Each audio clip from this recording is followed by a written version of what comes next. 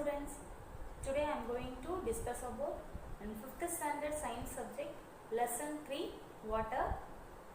In last class we have studied about waterborne diseases. Today let us see about a continuous part of other diseases. There are many diseases which are spread by vectors which breed in stagnant water in our surroundings.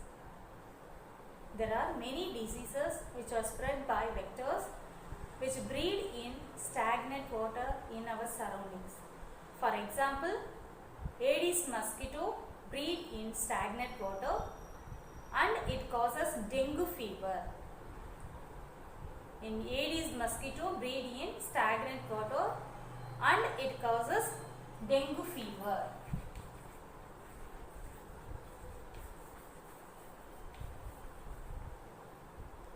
Similarly, pigs feed in the stagnant sewage water. The pigs infected by virus spread by swine flu.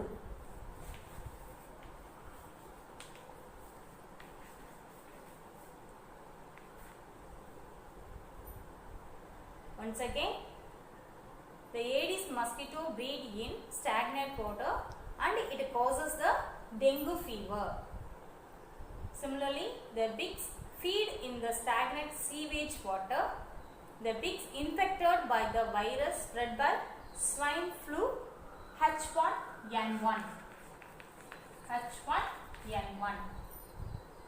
The Aedes mosquito also transmit chikungunya and yellow fever. Do you know, students?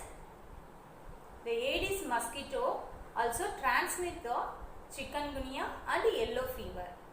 This can result in death if any treatment is not taken. In this chikungunya and yellow fever, it can result in death if any treatment is not taken. Let us see the topic: dengue fever and swine flu.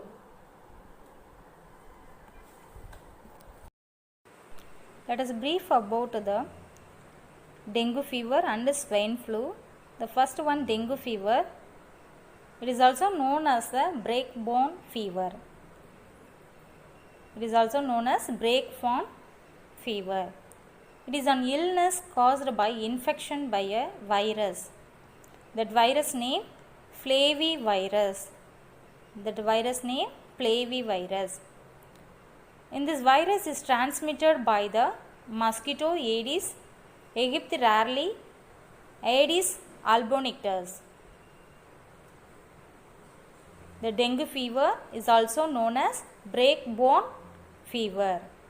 So, in this virus is an illness caused by the infection by a virus is flavivirus. The dengue is a viral disease spread by Aedes female mosquitoes that bite during the daytime only.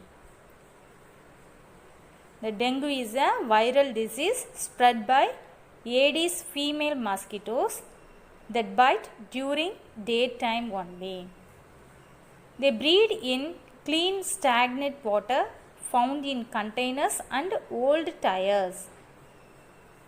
Next we will move to symptoms. The first one, symptoms may include high fever, severe headache, muscle and joint pain and a characteristic skin rashes. These are the symptoms about the dengue fever. The next symptoms about it is begin to 3 or 14 days after infection. The next one, this deficiency of platelets in blood. The next one, it causes the intense stomach pain. And then last one, the symptoms about the regular vomiting with blood. These are the symptoms about dengue fever.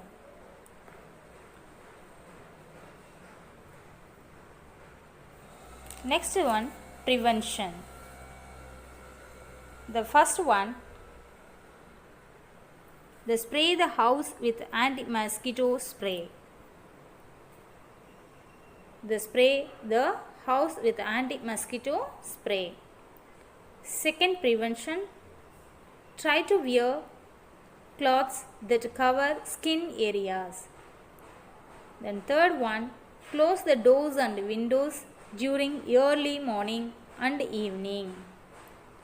Close the doors and windows during early morning and evening.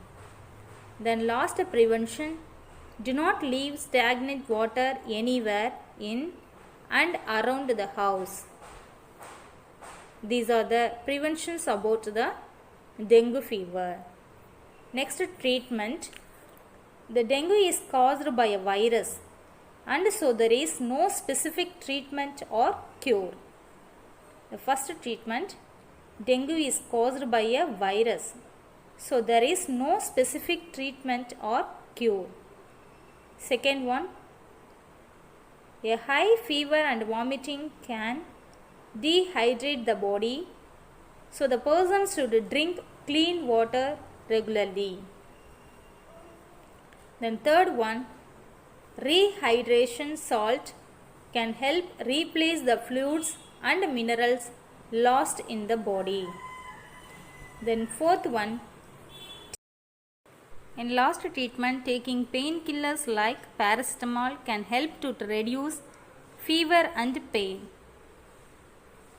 Once again, taking painkillers like paracetamol can help to reduce fever and pain. These are the points about the treatment about dengue fever. Next, other one disease for swine flu, H1N1. The swine flu is a respiratory disease caused by influenza virus that infects the respiratory tract of pigs and result in barking cough. Swine flu is a respiratory disease caused by influenza virus. It can be transmitted to human beings. Symptoms about the swine flu. The people who are constantly exposed to pigs are at a risk of swine flu infections. So in this infections affect only for respiratory tract. By keeping our surroundings free from sewage water, we can avoid exposure to pigs. Once again, in this swine flu, is by keeping our surroundings free from sewage water, we can avoid exposure to pigs. I hope all are understood today's topic, dengue fever and swine flu. Thank you for listening, students.